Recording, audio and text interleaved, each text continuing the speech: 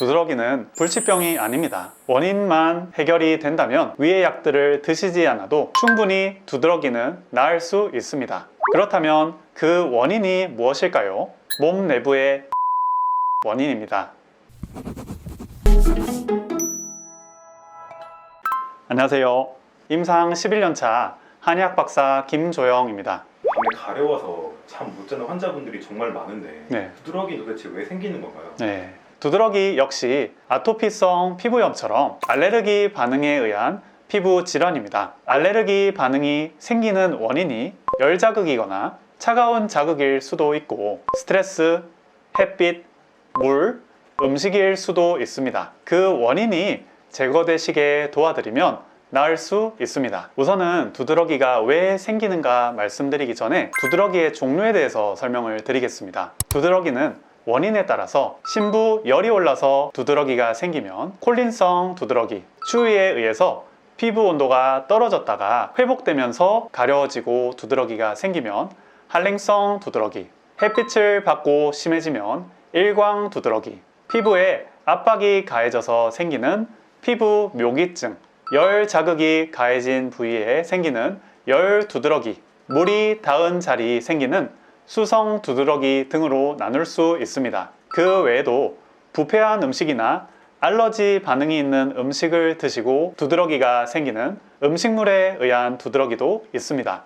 그리고 불안감, 초조감 또는 스트레스에 의해서 두드러기가 생기는 시민성 두드러기도 있습니다. 가장 일반적으로 생기는 두드러기 두 가지를 꼽자면 콜린성 두드러기와 한랭성 두드러기를 꼽을 수 있습니다. 원장님, 스테로이드 연고를 제가 계속 바르는데 전혀 낫지가 않아요. 두드러기 이거 불치병 아닌가요?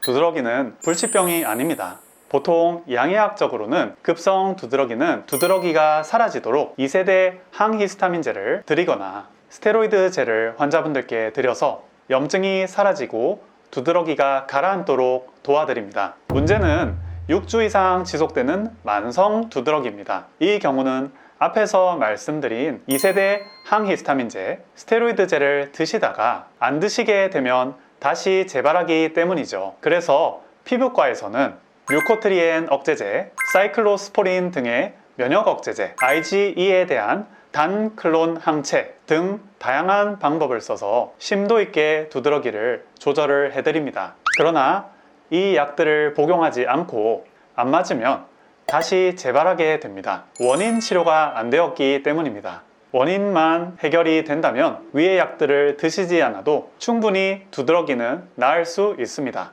그렇다면 그 원인이 무엇일까요? 쉽게 이야기하면 몸 내부의 열독이 원인입니다. 우리 몸에 두드러기가 생길 때는 면역 반응이 일어납니다. 이 면역 반응은 다른 말로 염증입니다. 염증은 왜 생길까요? 첫째, 스트레스입니다. 스트레스가 만성화되면 혈당이 오르고 혈압이 오르고 미열이 지속되는 상태가 됩니다. 둘째, 음식입니다. 튀긴 음식에서는 트랜스 지방과 최종 당화 산물이 생깁니다. 트랜스 지방은 몸을 산화시킵니다. 최종 당화 산물은 혈관 여기저기를 손상시키고 염증을 일으킵니다. 이 염증을 없애기 위해서 면역 반응이 일어나고 두드러기가 일어나는 것입니다. 술도 마찬가지입니다. 술은 높은 칼로리를 갖고 있고요. 분해 중에 생기는 아세트알데히드는 구역광과 숙지를 일으키고 염증을 몸에 일으킵니다. 이 염증으로 인해 두드러기가 심해집니다. 다른 원인으로 히스타민이 많은 식품들이 있습니다.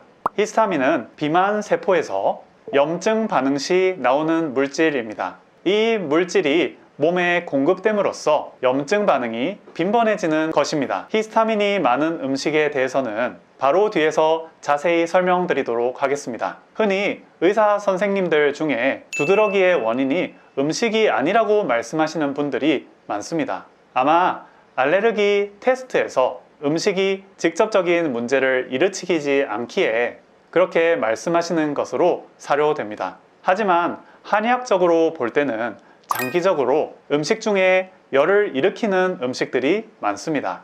이 음식들이 보이지 않게 몸속에 열독을 축적시키면 두드러기가 올라오게 되어 있습니다. 만성 두드러기는 이 음식들이 조절이 안 되기에 생깁니다. 그리고 앞에서 한랭 두드러기에 대해서도 말씀을 드렸는데요. 서양의학에서는 한랭 두드러기의 원인이 없다고 합니다. 하지만 사실 한랭 두드러기도 몸의 열독 때문입니다. 순간적으로 찬 자극이 몸에 가해지면 몸 안에 열이 압박됩니다. 그러면서 그 열이 추위를 이겨내기 위해서 바깥으로 뿜어져 나오는데요. 그러다가 따뜻한 곳으로 들어가게 되면 바깥쪽에 따뜻한 공기와 몸 내부에서 뿜어져 나오는 열이 충돌해서 두드러기와 가려움을 일으키는 것입니다. 이것을 한의학에서는 한포열, 즉 추위가 더위를 감쌌다고 표현합니다.